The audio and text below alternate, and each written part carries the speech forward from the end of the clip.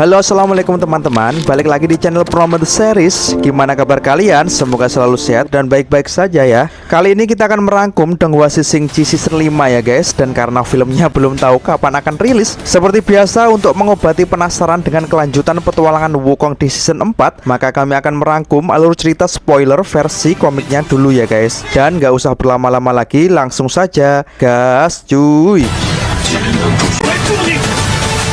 Di akhir season 4, Wukong berhasil menancapkan pedang keadilan Kaisar Langit di puncak Istana Langit. Hal itu membuat kebangkitan cahaya suci yang membangkitkan jiwa suci dari Kaisar Sitian, sehingga membuat para dewa dan prajurit langit juga bangkit dan memukul mundur pasukan kegelapan. Tahu tim kegelapan akan kalah, maka Sitian Gelap pun pergi ke suatu tempat untuk membangkitkan seseorang. Dan siapakah orang yang dimaksud? Setelah kebangkitan tersebut, tiba-tiba langit di seluruh bumi menjadi gelap dan disusul dengan turunnya salju berwarna hitam. Seketika cuaca menjadi dingin sekali. Orang-orang memprediksi kalau hal ini bukan pertanda baik, ini adalah pertanda malapetaka dari surga, dan ini belum pernah terjadi sebelumnya. Beralih di Istana Naga, tampaknya salju hitam juga turun di sana. Sang Raja Naga Tua mengatakan kalau ini adalah pertanda dunia sedang kacau. Raja Naga mengingatkan kepada putranya bahwa para dewa itu cerdik dan berubah-ubah, maka harus hati-hati apabila bekerja sama dengan mereka. Merasa sudah tua, Raja Naga kemudian menyerahkan bangsa naga kepada Jiao-Er. Beralih di negeri Asura, Raja Gila juga tampak memandang langit yang saat ini sedang turun salju hitam. Putra Raja Gila yang saat ini sedang bersama Tathagata juga heran, akan tetapi Tathagata hanya menjelaskan kalau saat ini cuaca hanya sedang buruk. Tathagata kemudian meneruskan mengajar putra Raja Gila. Akan tetapi di dalam hatinya, Tathagata tahu kalau sesuatu yang besar telah terjadi di alam surga, tetapi sayangnya ini di luar kendalinya guys. Scene beralih, terlihat Raja Dewa Kuno sedang memangsa para pasukan kegelapan. Ning Ning pun kaget, hanya dengan sekejap mata para pasukan kegelapan sudah habis dimakannya. Raja Dewa Kuno tampaknya sangat puas dengan mangsanya. Setelah tidur yang sangat lama, ia akhirnya mendapatkan nutrisi yang ia butuhkan. Ia kemudian menanyakan tentang situasi surga saat ini. Sitian menjawab kalau pasukan kegelapan situasinya sedang buruk karena perlawanan dari para dewa kebajikan alam surga lebih kuat dari dugaan. Maka dari itulah Sitian mempercepat kebangkitan dewa surga kuno untuk membantunya. Raja kuno mengatakan kalau permainan surga baru akan dimulai. Ia kemudian memperhatikan Ning Ning. Tampaknya ia tertarik dengan nafsu Ning Ning yang ingin memiliki dewa Sasin. Hingga kemudian Raja kuno melakukan sesuatu kepada Ning Ning dan berkata, "Pergilah, terbanglah." Seketika terpancar aura kegelapan dari tubuh Ning Ning dengan mata yang menyala-nyala. Dewa kuno kemudian mengatakan kalau sekarang adalah gilirannya dan dia sendiri yang akan membersihkan sampah dari istana surga. Seketika ia melesat menuju alam surga guys. Dan memang inilah yang diharapkan oleh Sitian. Sementara itu Ning Ning merasa terhormat telah mendapat berkah dari sang dewa kuno. Tapi ngomong-ngomong, berkah dari mananya ya guys? Orang matanya malah jadi hilang gitu kok. Scene beralih di alam surga. De Guangxing mengatakan kepada Jenderal Timur bahwa saat ini leluhurnya telah memanggilnya. Jenderal Timur pun bertanya siapa sebenarnya leluhur itu. Guangxing mengatakan kalau ia adalah pemimpin jiwa-jiwa kegelapan dan juga yang telah memberikan hidup dan sayap yang dipunyai Guangxing, ayah dari para arwah jahat, dan ia akan segera datang. Terlihat para arwah jahat berbondong-bondong mundur seperti air surut. Mereka semua bergerak mengikuti panggilan leluhur mereka. Tampak Dewa Sasin dan Jenderal Timur kemudian mengobrol tentang dewa kuno, bahwa memang ada cerita tentang dewa kuno yang berjumlah 3. Akan tetapi selama ini mereka belum mengetahui. Sepertinya seseorang sengaja membuat mereka semua tidak tahu. Dan menurut Dewa Sasin ini bagus, karena sebentar lagi identitas asli dari dewa kuno akan segera terungkap. Dan tiba-tiba Jenderal Barat pun juga mendekat. Ia kesal karena tiba-tiba para gerombolan kegelapan lari dari pertempuran. Ia pun bertanya mau apa sebenarnya mereka, dan Dewa Sasin pun menjawab kalau saat ini mereka sedang mengumpulkan kembali pasukan untuk menyambut leluhur mereka, yaitu Raja Surga Kuno. Beralih ke Dewa Sanyan, saat ini ia merasakan kekuatan dewa yang sangat besar sekali, yang merupakan musuh yang akan ia hadapi. Dan tiba-tiba sampailah Raja Kuno di alam surga. Ia tampak sedang mengamati sekitar, dan tampaknya ia tertarik dengan Wukong. Seketika ia langsung melesat menghampiri Wukong untuk bertarung dengannya. Wukong merasakan bahwa aura Raja Kuno sangat kuat, lebih kuat dari dewa-dewa yang lainnya. Raja kuno mengatakan kalau seharusnya Wukong tak berada di sini karena Wukong tidak ada sangkut pautnya dengan surga. Raja kuno juga menyapa Jenderal Utara yang ada di situ dan Raja kuno pun tampaknya akan membunuh Wukong guys. Akan tetapi tanpa rasa takut Wukong malah mengejek Raja kuno dan dengan cepat Wukong menghindar dari pukulan Raja kuno dan Wukong pun langsung menyerang Raja kuno dengan tongkat saktinya. Akan tetapi dengan mudah tongkat Wukong langsung ditangkap oleh Raja kuno. Dan tak disangka tongkat sakti tersebut berubah menjadi batu dan kemudian krak, seketika tongkat sakti hancur guys. Dan lanjut Raja kuno langsung menggenggam kepala Wukong dan seketika tubuh Wukong juga menjadi batu guys. Dengan mudah ia menjatuhkan tubuh Wukong tersebut ke tanah. Raja kuno mengatakan bahwa semua yang disentuh oleh tangannya, sifat intrinstiknya akan berubah dan itu bisa memberi kehidupan atau menghancurkannya. Dan tiba-tiba Tian Gangxing pun datang. Dia sangat ingin menyambut ayahnya karena ia sudah sangat lama menunggu kedatangan ayahnya agar ia bisa menunjukkan rasa hormat. Seketika Raja kuno pun membaca pikiran Gangxing bahwa sebenarnya di dalam hati Tian Gangxing tidak ada sedikit pun ketulusan. Yang ada hanyalah keinginan membunuh Raja kuno. Dan tiba-tiba Sasing juga datang. Ia juga membenarkan apa yang dikatakan ayahnya bahwa memang sang Raja kuno mempunyai kemampuan membaca pikiran orang lain. Dan Sasing mengaku bahwa ia sebenarnya juga ingin memakan ayahnya. Memang para jiwa-jiwa kegelapan mempunyai gaya hidup bebas, tidak ada peraturan yang mengekang mereka semua. Dan akhirnya semua jiwa kegelapan telah berkumpul di sini menjawab panggilan dari sang ayah. Di depan para pengikutnya, Raja kuno berorasi kalau memang ialah yang menciptakan jiwa kegelapan. Dan ia menjelaskan kalau dunia ini memang benar-benar bebas. Tak ada peraturan yang mengatur kehidupan ini. Walaupun mereka dulu pernah bangga menjadi seorang dewa, tetapi pada akhirnya surga tidaklah sempurna. Maka penuhilah keinginanmu, kegelapan lebih kuat daripada cahaya. Karena kau bergerak mengikuti insting tanpa batasan diri sendiri. Lanjut sang Raja kuno. Dia kemudian menyatakan kalau era arwah jahat telah datang dan akan menguasai semuanya karena mereka merasa kalau mereka berada di atas makhluk-makhluk lain. Dan bagaimana caranya? Maka kemudian Sitian muncul dan menjawab, yaitu perang. Sudah waktunya surga berubah, musnahkan semua musuh kita dan kuasai semuanya. Mendengar hal itu, Raja kuno pun sangat puas dengan jawaban Sitian, sehingga ia menetapkan lagi Sitian sebagai pemimpin jiwa-jiwa kegelapan. Dan tugas pertamanya adalah memusnahkan perlawanan yang ada di depan mereka. Dan tiba-tiba para dewa surga pun juga berkumpul guys. Mereka juga bersatu menyatukan kekuatannya. Tampak di depan ada Jenderal Sanyan dan Dewa Sasin, disusul dengan Jenderal Timur dan Barat dan prajurit lainnya. Akan tetapi dengan tenang Raja kuno pun mempersilahkan mereka untuk maju.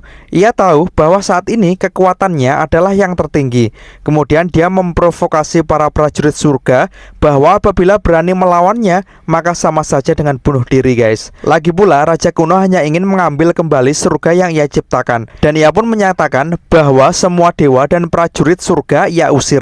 Dan ia pun berkata, apa kalian ingin pergi dengan harga diri kalian atau lebih memilih melawan kekuatan tertinggi? Mendengar hal itu para prajurit surga pun kebingungan. Dewa Sasin membenarkan bahwa memang dewa kuno merupakan posisi tertinggi surga. Akan tetapi ia pun menanyakan perihal dua dewa kuno yang lain.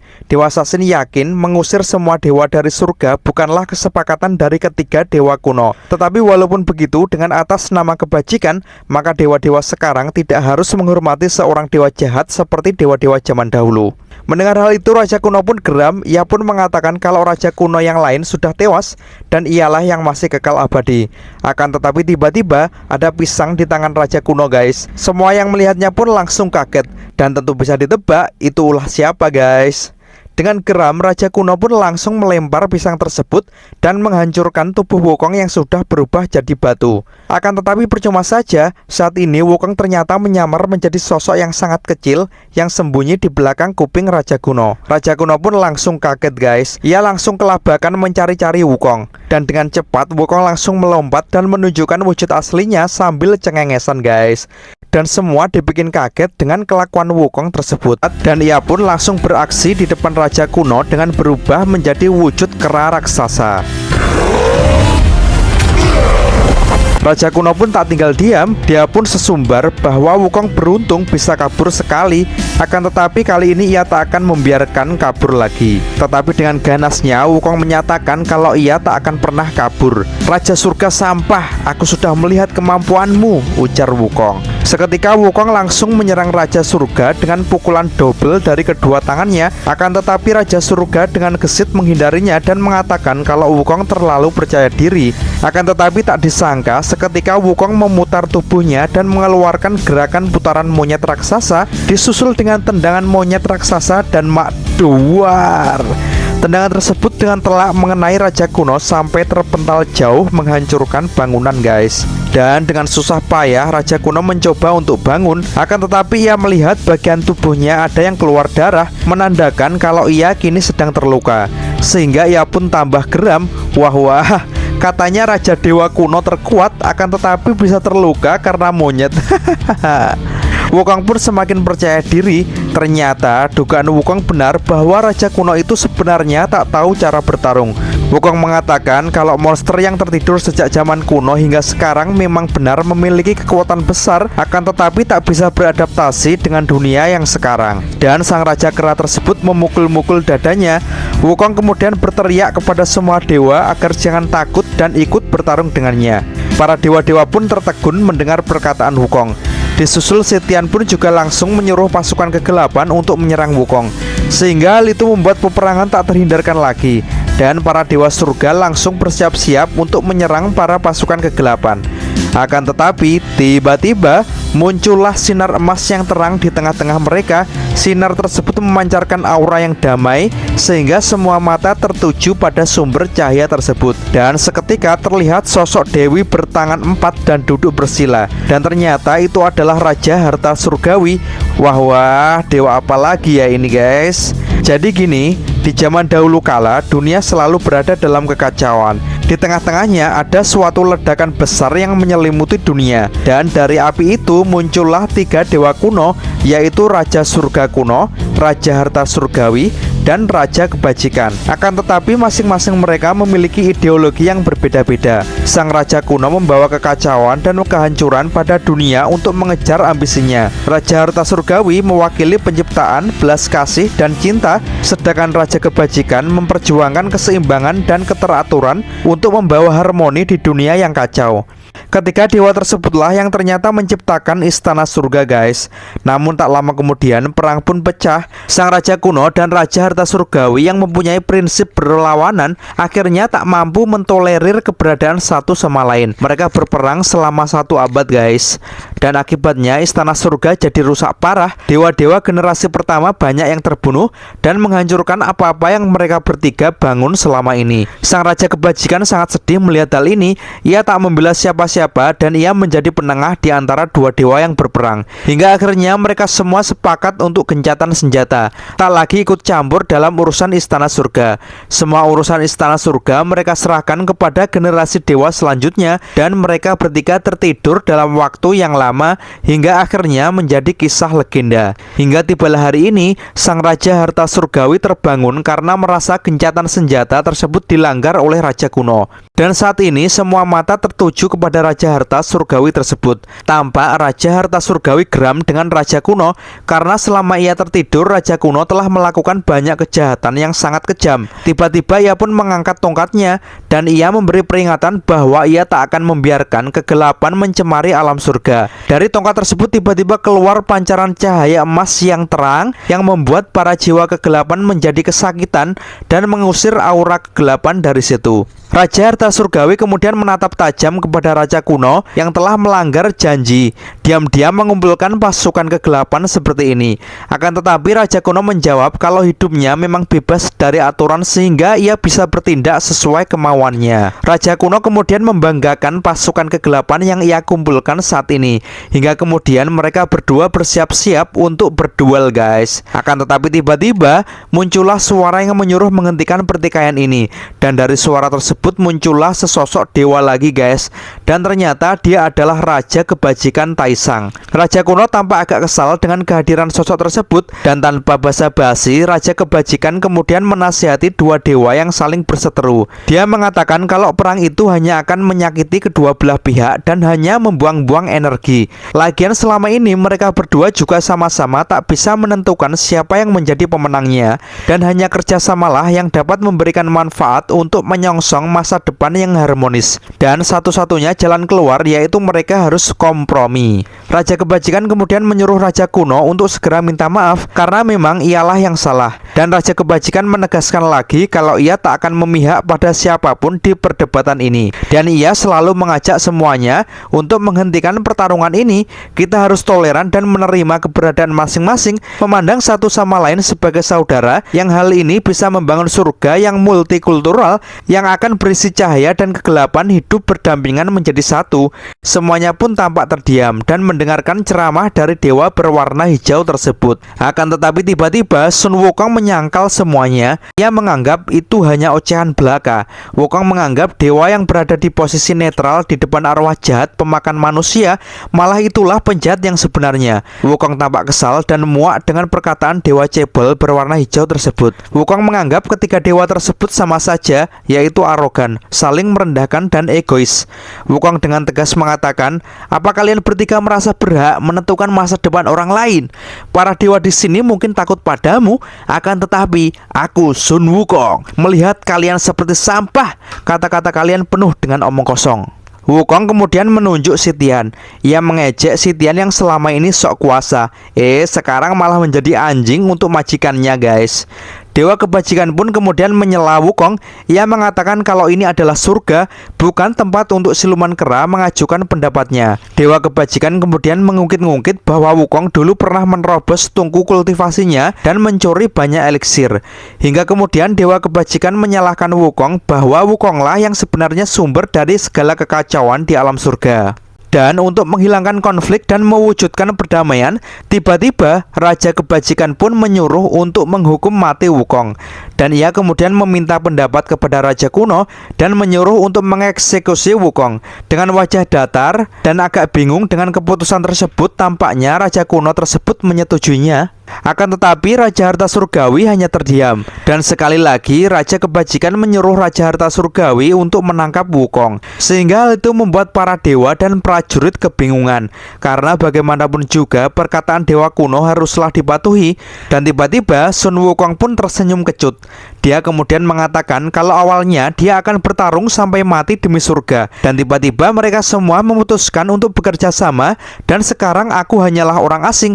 Sungguh dewa itu memang menarik, ujar Wukong. Tampaknya semua dewa di situ tersindir dengan perkataan Sun Wukong dan hanya bisa terdiam semuanya. Wukong kemudian berteriak dan membusungkan dadanya dan menantang semua dewa yang ada di situ untuk maju guys. Dan Wukong akan menghajar mereka semuanya. Akan tetapi di situ Dewa Sasin menyuruh Wukong untuk menyerah saja, karena jika semuanya bekerja sama untuk menyerang Wukong, maka Wukong pasti akan kalah. Akan tetapi tiba-tiba Dewa Sasin menolak perintah Dewa Kebajikan dan mengatakan kalau mulai sekarang Dewa Sasin tak lagi menganggap dirinya sebagai seorang dewa.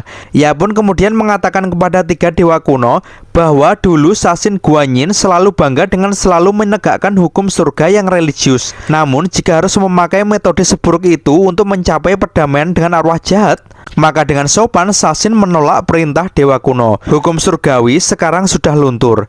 Mendengar hal itu, Dewa Kebajikan pun marah dan menuduh Sasin membela Wukong. Sasin pun membantah kalau semua ini tak ada hubungannya dengan Wukong. Akan tetapi mengeksekusi Wukong adalah perintah yang sangat konyol. Dan Sasin mengatakan kalau Raja Kebajikan sekarang boleh menganggapnya sama dengan siluman seperti Sun Wukong. Mendengar penolakan yang cantik dari Dewa Sasin, semua dewa pun jadi tertegun. Mereka tampaknya juga mempunyai pikiran yang sama dengan Dewa Sasin, karena bagaimanapun juga Wukong telah banyak membantu dan berkorban untuk alam surga. Tampak semua dewa tak berani jika melawan Sasin dan Wukong. Sederhananya, Sasin sudah membalik keadaan dengan sang Raja Kebajikan. Semua orang di situ jadi menolak perintahnya. pihaknya. Hal itu membuat Dewa Kebajikan tampaknya mau marah. Akan tetapi Dewa Harta Surgawi kemudian menanggapi hal tersebut, bahwa generasi dewa sekarang memiliki pendapat masing-masing dan mereka tidak mendukung rencana dari Dewa Kebajikan. Dan tampaknya raja-raja dewa kuno sudah ketinggalan zaman dan sama-sama tidak memahami jalan pikiran dewa-dewa sekarang. Mendengar hal itu, Dewa Kebajikan jadi pusing. Ia tak tahu lagi harus melakukan apa, guys. Raja kuno pun langsung menyela. Ia menilai bahwa mediasi dari Dewa Kebajikan gagal karena kedua pihak tidak setuju. Ia pun menyuruh Dewa Kebajikan untuk menyingkir saja. Sedangkan Raja Harta Surgawi menilai kalau Dewa Kebajikan tetap berposisi netral, maka hanya akan menyulut niat jahat. Mendengar hal itu, Raja Kebajikan tampaknya sudah tak ada pilihan lagi. Tiba-tiba ia melompat dan mengeluarkan segel Raja Kebajikan. Seketika ia dikelilingi oleh kertas-kertas segel yang bercahaya. Kemudian kertas-kertas tersebut menembaki alam surga dan memotong alam surga menjadi dua bagian. Ia mengatakan kalau ia membelah istana surga seperti ini agar kedua pihak tidak saling berperang, dan mulai sekarang tiap pihak akan tinggal di sisi masing-masing. Raja Harta pun menganggap keputusan tersebut adalah keputusan yang pengecut, dan di situ Raja Kebajikan memperingatkan Raja Kuno, jika Raja Kuno bersikeras untuk tetap terus berperang, maka Raja Kebajikan akan terpaksa berpihak kepada Raja Harta Surgawi. Sehingga hal itu membuat Raja Kuno kali ini akan mengalah untuk sementara. Di sisi lain, Wukong pun kembali merubah wujudnya menjadi kecil kembali, dan ia masih sangat dendam dengan Sitian. Ia menunjuk kepada Sitian dan mengatakan, "Kenapa kau kabur, dasar brengsek? Kalau kau berani, ayo lawan aku." Melihat hal itu, Sitian hanya tersenyum dan mengatakan, "Bagaimana kalau kau yang kesini?" Dan hal itu membuat Wukong geram, guys. Raja Harta Surgawi pun segera menenangkan Wukong dan memberikan penjelasan bahwa masalah hari ini sudah diselesaikan, dan memang masalah antar dewa itu sangat rumit. Akan tetapi Wukong tak menganggap ini rumit. "Bukankah cukup hajar saja sampai dia mampus? Beres kan?" ujar Wukong. Dewa Sasin masih bertanya-tanya apakah perang antara cahaya dan kegelapan akan berakhir seperti ini. Terlihat di sisi kegelapan ada Ning Ning yang selalu memperhatikan Dewa Sasin. Terlihat Raja Kebajikan tampaknya puas dengan keputusan yang diambilnya hari ini. Akan tetapi Raja Harta menyangkalnya bahwa Raja Kebajikan tidak mencegah apapun. Ia hanya menundanya, hanya memberi kesempatan kejahatan untuk menjadi lebih kuat lagi. Akan tetapi Raja Kebajikan tetap menilai bahwa untuk sekarang menunda adalah pilihan terbaik, dan yang terjadi di masa depan itu di luar kendalinya. Raja Harta kemudian menjelaskan kepada para dewa cahaya bahwa saat ini ia akan mematuhi persetujuan ini. Jika jiwa kegelapan tak bersikap agresif, maka kita juga tak akan melanggar perjanjian ini. Dan seperti yang dikatakan bahwa tempat Raja Harta dan Raja Kebajikan adalah di zaman kuno, sedangkan tempat dewa-dewa cahaya adalah di masa sekarang.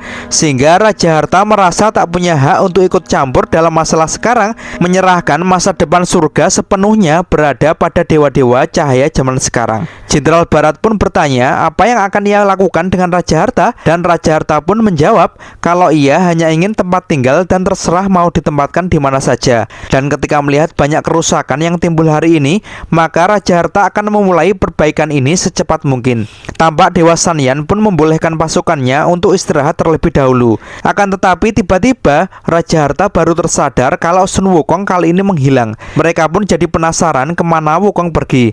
Dan tampaknya Raja Kebajikan khawatir dengan eliksir yang dibawanya. Dan ternyata benar, guys, eliksirnya sudah tidak ada. Ia pun langsung berteriak dan marah-marah kepada Sun Wukong karena eliksirnya dicuri lagi. Dan ternyata Wukong saat ini sangat gembira dengan membawa sekarung eliksir dan lari ke bumi, guys. Saat sampai di bumi, Wukong pun langsung membuka kotak eliksir tersebut, dan memang benar di dalamnya banyak sekali eliksirnya, guys. Seketika Wukong langsung teringat masa-masa indahnya dulu dengan Suyi, dan itu membuat mata Wukong berkaca-kaca, guys. Dan tiba-tiba terdengar suara dari belakang, dan itu adalah Dewa Sasin yang lagi memergoki Wukong. Wukong pun kaget dan mengira kalau Sasin kesini mau menangkapnya. Akan tetapi Dewa Sasin menjawab kalau ia tidak datang ke sini untuk menangkap Wukong. Ya, setidaknya tidak untuk hari ini.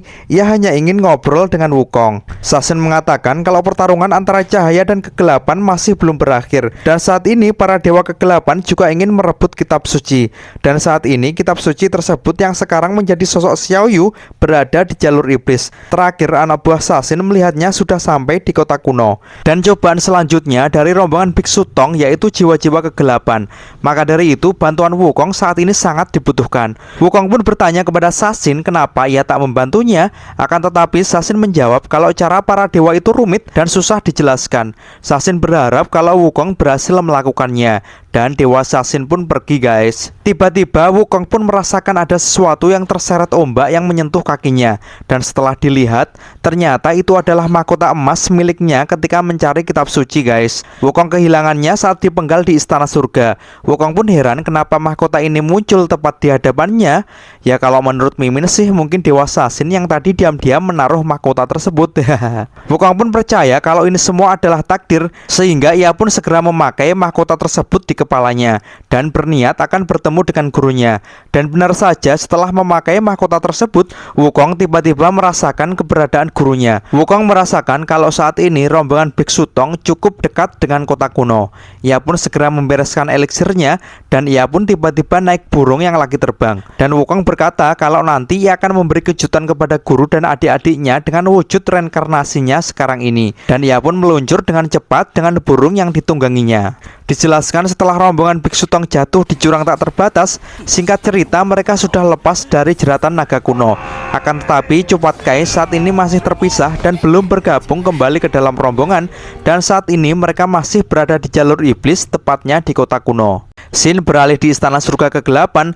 Tampak Sitian sedang melapor kepada Raja kuno bahwa ia sudah mengatur sebagian besar posisi baru untuk istana surga. Semua jabatan-jabatan sudah ditempatkan sebagaimana mestinya. Raja kuno menjawab kalau mereka harus menghindari konflik dengan para dewa cahaya dan semua operasi harus dilakukan dengan halus. Sitian pun masih khawatir dengan Raja Kebajikan yang kadang muncul di sekitar sini. Akan tetapi Raja kuno menjawab bahwa itu tidak masalah. Raja Kebajikan selalu bersikap netral. Selama mereka tidak memancing dewa cahaya, maka Raja Kebajikan tak akan ikut campur. Raja kuno tiba-tiba membenarkan apa yang telah dikatakan oleh Raja Harta, kalau mereka para tiga Raja Agung sudah terlalu tua, sehingga pemikiran dan tindakan mereka terlalu berbeda dengan dewa-dewa zaman sekarang. Sehingga Raja kuno sadar harusnya tiga Raja Agung tak ikut campur dengan urusan dewa-dewa sekarang.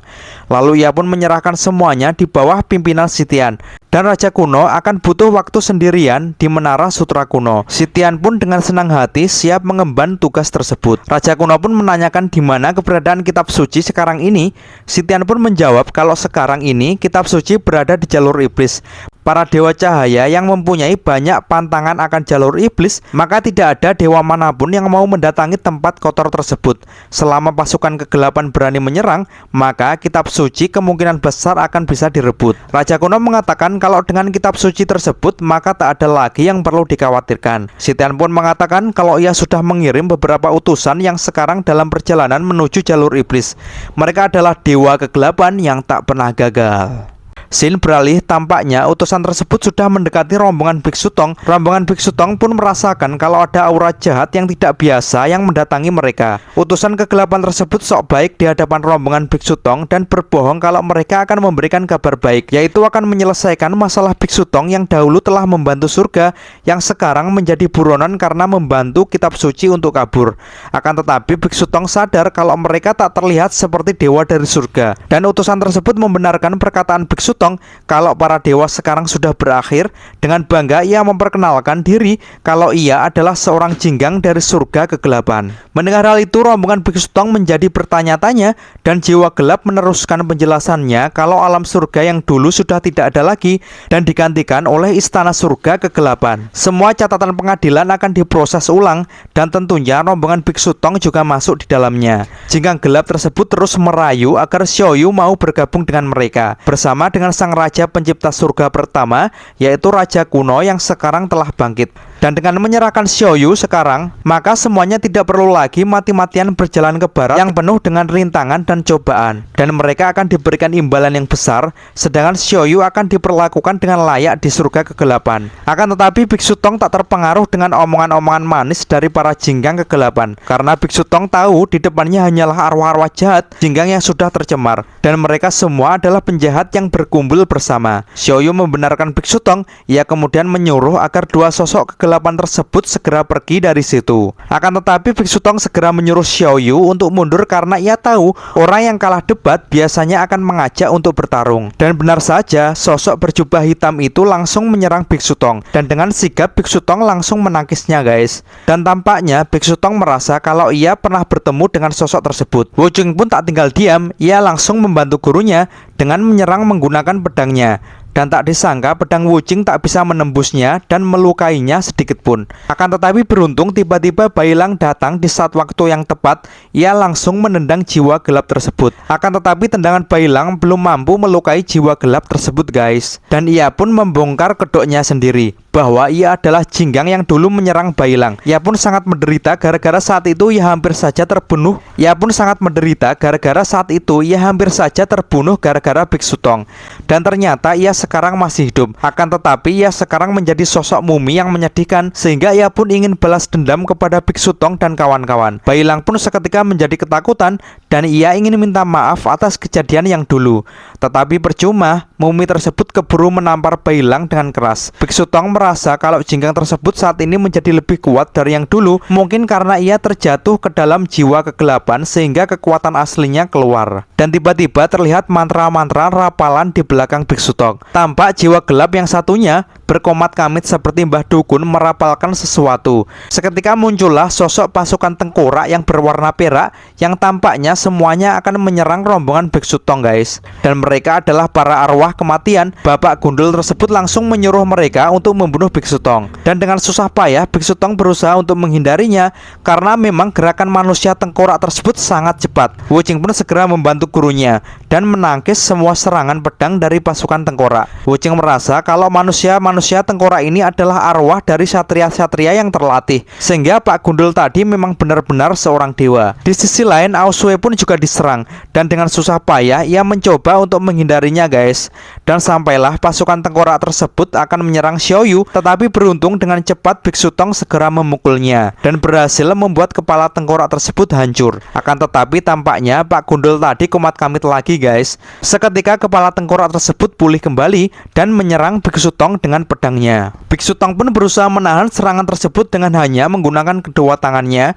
Dalam hatinya Biksu Tong berkata kalau pasukan satria ini tak bisa dikalahkan, satu-satunya cara yaitu dengan mengalahkan Pak Dukun Gundul yang sesat tadi. Di sisi lain, Jinggang Mumi tampaknya sangat bernafsu untuk menyerang habis-habisan kepada Bailang. Bailang pun kewalahan, ia pun memaksakan diri untuk mengeluarkan jurus naga yang dipunyainya. Dan seketika keluarlah jiwa naga api yang menyerang Jinggang Mumi tersebut dan berusaha untuk membakar Jinggang Mumi tersebut. Akan tetapi tak disangka Jinggang Mumi tersebut sekarang sudah kebal dengan api karena ilmu hitamnya, sehingga hal itu membuat Bailang kaget dan ia pun langsung memegang kepala Bailang dan menjatuhkannya ke tanah. Melihat ada kesempatan, Jinggang Mumi tersebut akan meneruskan dengan serangan terakhirnya yang akan membunuh Bailang. Akan tetapi tiba-tiba celang, tampak tangan mumi tersebut ditahan oleh sesuatu, yaitu seperti senjata garpu dari besi. Semuanya tahu kan senjata siapa itu? Siapa lagi kalau bukan Cupatkai guys. Ia pun benar-benar datang tepat waktu. Semua orang pun tampak kaget ketika kakak kedua akhirnya kembali lagi. Patkai pun merasa bersalah. Ia mengatakan kalau sebenarnya ia tak berencana untuk kembali karena merasa tidak berhak untuk kembali. Wah, ada apa ya dengan Cupatkai? Terlihat mata Cupatkai tidak seperti biasanya dan ia seperti akan mencurahkan seluruh sisa hidupnya dalam pertarungan ini. Bailang pun langsung menghampiri Cupatkai dan merasa senang atas kembalinya kakak keduanya.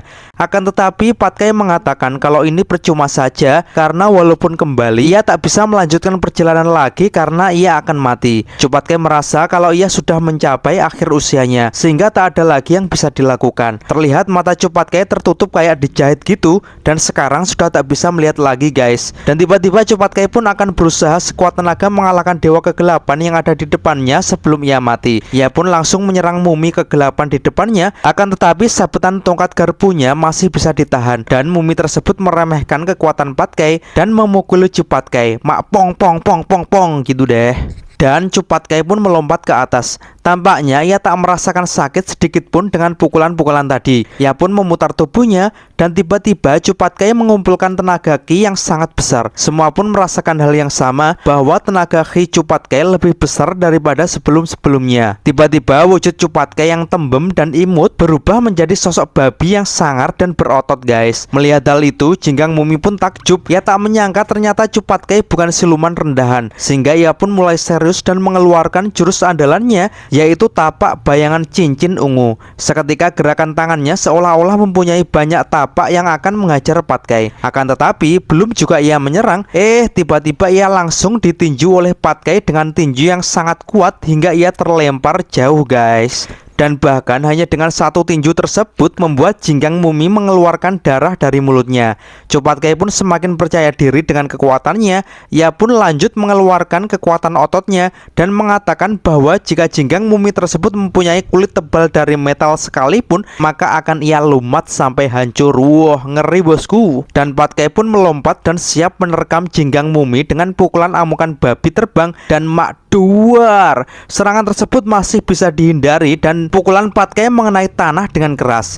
Akan tetapi walaupun begitu, Cupatkai dengan perkasa mengangkat tanah tersebut bersama dengan Jinggang Mumi, sehingga Jinggang Mumi terlempar bersama dengan tanah tersebut. Dengan lantang Patkai mengatakan kalau ia mencari orang untuk melampiaskan amarahnya. Nasib Jinggang tersebut benar-benar buruk. Beralih kepada Bailang, ia saat ini sedang melindungi Xiaoyu dari serangan Satria Tengkorak. Tampak Bailang berusaha menghindari serangan pedang dari makhluk tersebut, dan tanpa basa-basi ia pun mengeluarkan jiwa naga dari tubuhnya. Sosok naga api tersebut langsung membakar Satria Tengkorak, dan tak hanya itu, Bailang langsung merilis lagi jurus cakar serigalanya yang langsung menghancurkan makhluk tersebut, guys. Tampak Bailang sangat percaya diri karena saat ini ia sudah semakin kuat. Akan tetapi makhluk tengkorak tersebut tiba-tiba menjadi utuh kembali, guys. Bailang pun kaget. Akan tetapi tiba-tiba Satria Tengkorak tersebut ditendang dengan keras oleh seseorang, dan tak lain tak bukan itu adalah Biksu Tong. Biksu Tong pun menjelaskan kepada Bailang kalau percuma saja melawan Satria Tengkorak tersebut karena makhluk tersebut dipanggil menggunakan mantra. Maka Biksu Tong pun menyuruh menahan makhluk tersebut agar tidak mendekat kepada Xiaoyu,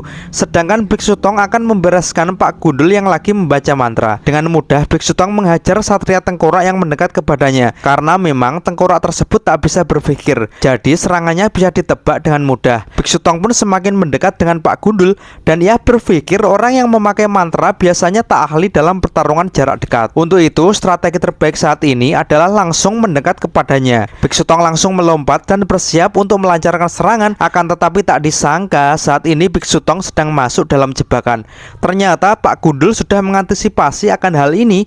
Ia pun langsung menyuruh semua pasukan tengkoraknya untuk memanah, karena memang saat ini Pak Gundul sudah mempersiapkan kekuatan pertahanan terbesar untuk dirinya sendiri. Biksu Tong pun tampak terkaget seketika tubuhnya dihujani oleh anak panah yang menembus tubuhnya. Hal itu tampaknya membuat Pak Gundul puas. Akan tetapi tiba-tiba tubuh Biksu Tong seketika berubah menjadi pasir, dan ternyata Biksu Tong yang terpanah hanyalah wujud ilusi dari Su Wuqing, dan Biksu Tong sebenarnya sudah berada tepat di samping Pak Gundul.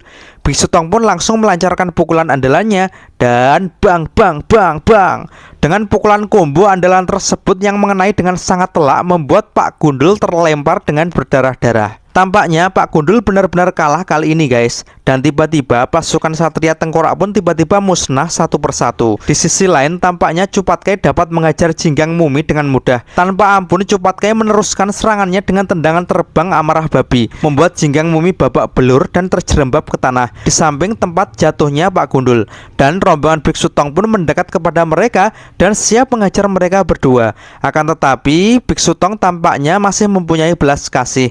Ia segera menyuruh mereka untuk pergi dan jangan coba-coba kembali lagi. Akan tetapi tiba-tiba keluar angin yang agak besar dari atas. Tampak daun-daun bambu berterbangan membentuk pusaran dan muncul sosok yang masih belum jelas terlihat. Hanya bayangan hitamnya saja yang masih kelihatan. Dia berkata kalau saatnya sekarang ia akan bersenang-senang. Wah, siapa lagi ini, guys? Scene beralih di surga, tiba-tiba bangunan-bangunan yang rusak berangsur-angsur kembali seperti sedia kala. Dan ternyata itu karena dewa harta surgawi guys. Tampak ia menggerak-gerakkan tangannya sambil matanya terpejam. Seketika burung-burung juga hidup kembali. Reruntuhan-reruntuhan gedung juga bergerak sendiri memperbaiki dan membentuk gedung seperti semula. Pemandangan tersebut sangat menakjubkan. Bahkan tidak hanya gedung saja, flora dan fauna yang berada di surga juga kembali hidup. Akan tetapi Dewa Sasin menyadari kalau penciptaan tersebut mengeluarkan energi yang cukup besar, sehingga hal ini akan membebani Dewa Harta Surgawi. Entah kenapa Dewa Surgawi sangat terobsesi dengan penciptaan, dan jika tidak seperti keinginannya, dia akan mengulanginya sebanyak yang dia mau. Tetua di situ kemudian mengatakan kalau sifat Dewa Harta mirip dengan Sasin, dan Jenderal Timur memuji peran Dewa Sasin yang telah berhasil menyelamatkan alam surga dari pengaruh jiwa-jiwa kegelapan. Dan Jenderal Timur menganggap kalau Dewa Sasin benar-benar pilar surga sesungguhnya. Kebangkitan arwah jahat telah membuat banyak perubahan. Kekuatan surga akan diuji dari berbagai tingkatan, dan ini akan menjadi perang dingin yang panjang. Akan tetapi yang dikhawatirkan Sasin adalah kitab suci, karena pasti jiwa-jiwa kegelapan saat ini sangat bernafsu dengan benda tersebut. Apabila Raja Kuno mendapatkan benda tersebut, maka ia tak akan takut lagi dengan dua dewa kuno lainnya. Wah, ngeri bosku. Dan keseimbangan pasti akan hancur. Orang yang dikirim oleh Dewa Sasin ke jalur iblis juga akan merubah misi mereka. Mereka akan berubah untuk membantu Biksu Tong dan yang lainnya. Dan tiba-tiba pelayan Dewa Sasin pun datang. Ia bertanya tentang buku-buku yang diambil dari reruntuhan istana Taisu mau dikemanakan. Jenderal Timur pun tampaknya agak iri dengan Dewa Sasin, karena selalu saja ada wanita cantik di sekitar Dewa Sasin. Dan pelayan tersebut bernama Ziwei. Dan Dewa Sasin pun pamit kepada Jenderal Timur. Dan Jenderal Timur pun saat ini sedang menatap langit. Dalam hatinya berkata kalau saat ini jalur iblis penuh dengan bahaya. Apakah para jiwa-jiwa kegelapan mau mempertaruhkan semuanya untuk masuk ke sana? Dia pun yakin Biksu Tong tak akan kesulitan menghadapi jiwa kegelapan yang kelas biasa-biasa saja. Akan tetapi jika kemudian terlihat sosok yang akan mendekat kepada rombongan Biksu Tong tadi, ternyata itu adalah Dewa Jenderal Selatan guys. Dua jenderal kegelapan tampaknya bahagia karena pertolongannya datang. Rombongan Biksu Tong pun bertanya-tanya kok bisa-bisanya Jenderal Selatan jatuh dalam kegelapan seperti ini. Dan pastinya kekuatan jenderal ini tidak main-main. Dan tampaknya Jenderal Selatan ingin segera menunjukkan kemampuannya. Seketika ia membuka kotak harta yang selalu dibawanya, dan ia merilis salah satu hartanya, yaitu cermin harta abadi. Semua pun jadi terpana melihat cermin sebesar itu. Emang bagaimana ya kemampuan cermin tersebut? Dan tiba-tiba cermin tersebut mengeluarkan kilauan cahaya yang membuat semuanya silau. Dan mereka pun bertanya-tanya apa yang terjadi barusan. Dan ternyata Jenderal Selatan beserta dua bawahannya menghilang. Dan tak hanya itu, ternyata Xiaoyu juga nggak ada guys. Melihat hal itu, Bailang pun langsung panik. Ia pun berteriak-teriak memanggil kekasihnya dengan sekuat tenaga. Akan tetapi tampaknya percuma saja, tak ada jawaban dari Xiaoyu. Biksu Tong pun mencoba untuk menenangkan murid-muridnya. Ia kemudian memeriksa cermin tersebut, dan Biksu Tong pun sekarang tahu kalau mereka lah yang saat ini terkurung di dalam cermin, sedangkan para musuh bersama Xiaoyu berada di luar. Bailang pun baru menyadari hal ini. Xiaoyu pun menjadi ketakutan dan memanggil-manggil nama Bailang. Jenderal Selatan pun kemudian menjelaskan bahwa Biksu Tong dan kawan-kawan sudah dikurung ke dalam dimensi cermin dan tak akan bisa keluar walau dengan cara apapun. Melihat Xiaoyu akan diapa-apakan oleh musuh, Bailang pun marah dan ia akan menghancurkan cermin tersebut. Akan tetapi seketika Biksu Tong mencegahnya, karena cermin ini hanya bisa dihancurkan dari luar guys. Tampaknya Biksu Tong mengetahui perihal cermin tersebut, bahwa apabila cermin tersebut dihancurkan dari luar, maka Jenderal Selatan juga akan mati. Akan tetapi yang jadi masalah bahwa semuanya sudah terkurung di dalam. Ternyata tidak guys. Dan Biksu Tong mengetahui hal ini, bahwa di luar masih ada sang raja babi, yaitu Chu Patkai. Seketika Patkai muncul di dekat Xiaoyu. Melihat hal itu, Jenderal Selatan malah menertawakan dan meremehkan Patkai yang hanya siluman babi. Dan Biksu Tong pun segera menyuruh Patkai untuk segera menghancurkan cermin ini. Dan saat ini hanya Patkai lah satu-satunya harapan mereka. Dengan tertawa, sang Jenderal Selatan kemudian mengeluarkan hartanya lagi, yaitu monster gurita raksasa. Gurita tersebut langsung menyerang dan melilit Chu Patkai. Saking takutnya, Xiaoyu pun menghindar dari situ. Terlihat pori-pori dari gurita menggigit Chu Patkai sehingga membuat Patkai mengerang kesakitan. Dan bersamaan dengan Dengan itu, Jenderal Selatan mendekati Xiaoyu dan memaksa Xiaoyu agar ikut dengannya. Lalu tiba-tiba terdengar suara Patkai agar Jenderal Selatan berhenti memaksa Xiaoyu. Dan ternyata babi saat ini malah memakan gurita tersebut dengan ganas seperti sushi yang lezat. Jenderal Selatan pun kaget melihat harta kesayangannya dimakan siluman babi.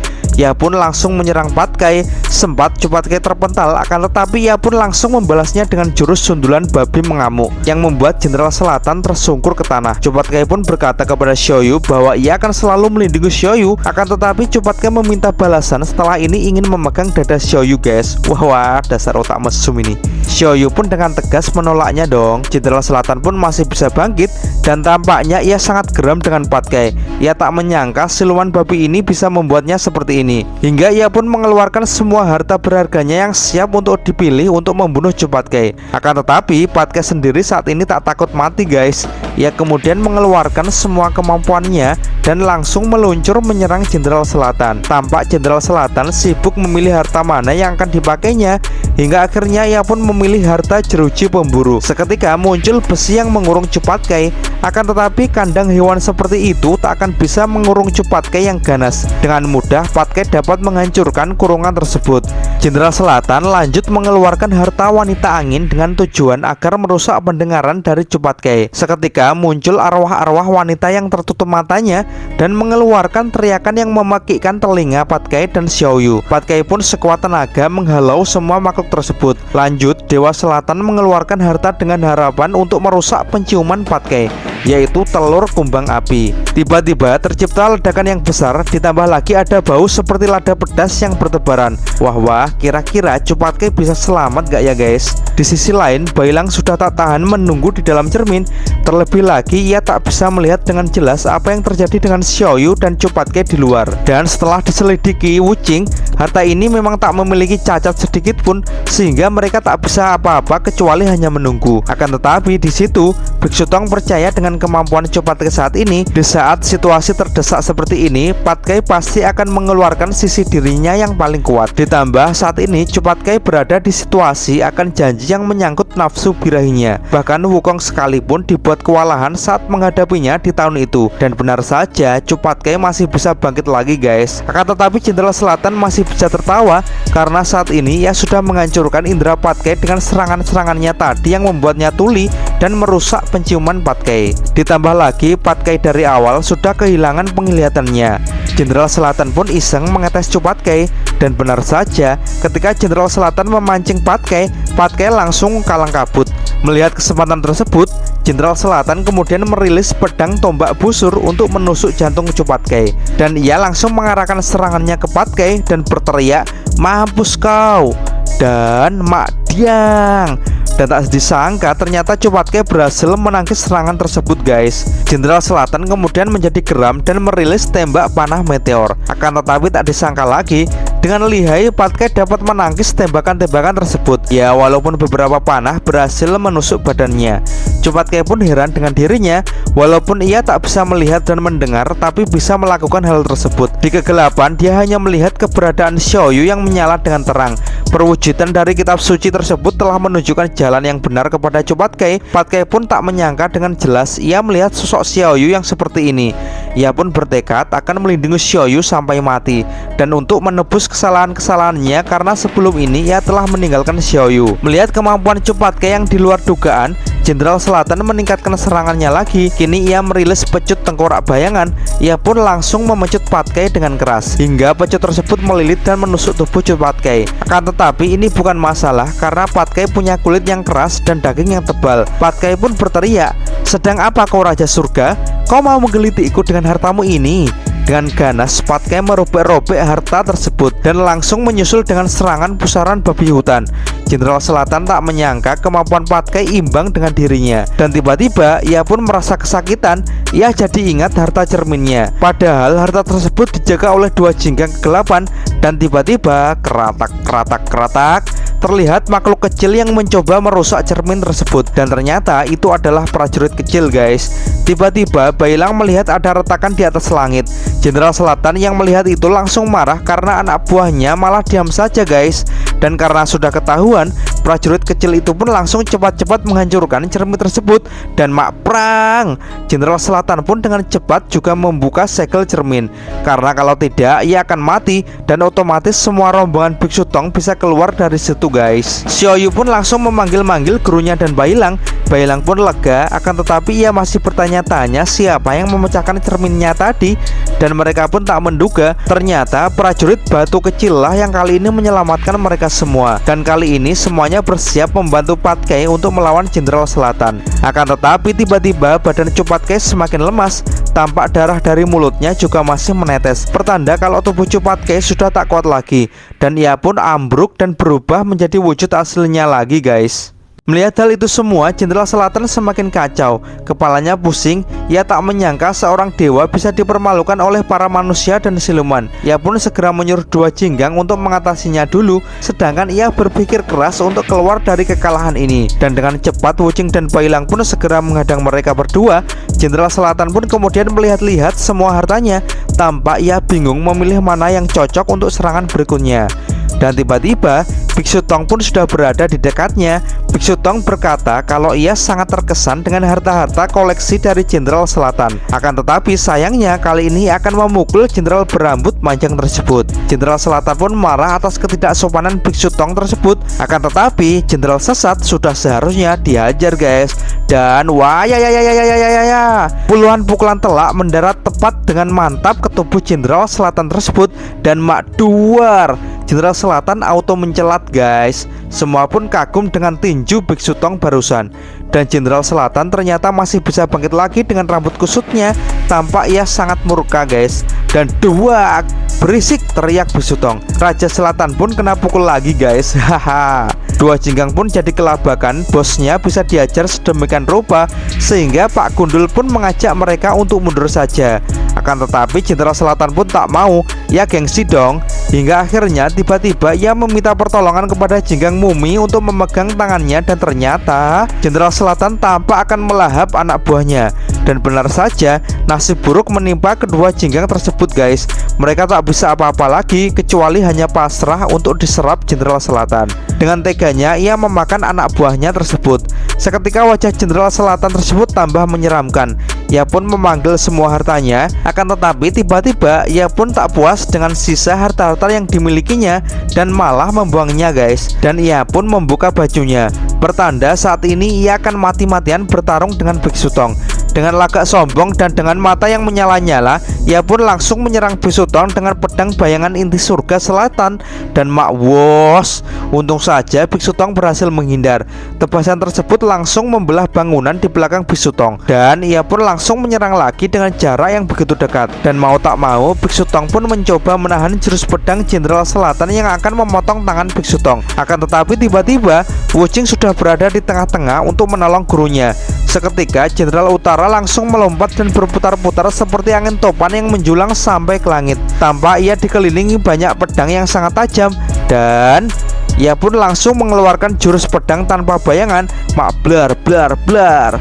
Tebasan-tebasan tersebut sangat membabi buta, siap menebas apapun yang ada di bawah. Para rombongan Biksu Tong pun berusaha mati-matian menghindari serangan tersebut. Dan terus-menerus Jenderal Selatan bernafsu mengayunkan tangannya. Dan setelah ia puas, ia pun tak sabar melihat siapa saja yang masih hidup dengan serangan tersebut. Akan tetapi tampak tak ada jawaban sama sekali dari bawah, menandakan bahwa rombongan Biksu Tong menghilang dan berhasil melarikan diri. Sambil berlari mereka pun membicarakan Jenderal Selatan, di mana mereka masih keheranan dengan dewa-dewa yang terjatuh di kegelapan bahkan tega memakan temannya sendiri. Dan belum saja jauh berlari, tiba-tiba Jenderal Selatan sudah berada di depan mereka. Biksu Tong di situ kemudian memberi nasihat kepada Jenderal Selatan bahwa mengamuk sembarangan itu adalah sifat yang tak terpuji. Walaupun Jenderal Selatan saat ini sedang malu karena kalah dari mereka, itu tidak apa-apa. Biksu Tong tak akan menceritakan kepada siapa-siapa atas kegagalan Jenderal Selatan hari ini. Akan tetapi Jenderal Selatan tetap keras kepala guys. Ia sudah terlanjur malu. Pokoknya kali ini ia akan berniat membunuh semua rombongan Biksu Tong. Dan walaupun tujuan utamanya adalah merebut kitab suci, sekarang ia sudah tak mempedulikannya lagi. Yang ia inginkan saat ini hanyalah kemenangan. Dan tiba-tiba terdengar suara yang menjawab perkataan Jenderal Selatan tadi. Ia mengatakan, "Benarkah seseorang pasti akan menghajarmu kalau kau tak becus melaksanakannya, Raja Selatan?" Mendengar hal itu, Jenderal Selatan tambah marah-marah lagi. "Siapa yang berani menyelaku?" ucapnya. Semua yang ada di situ juga kebingungan, dan ternyata suara itu berasal dari Sun Wukong.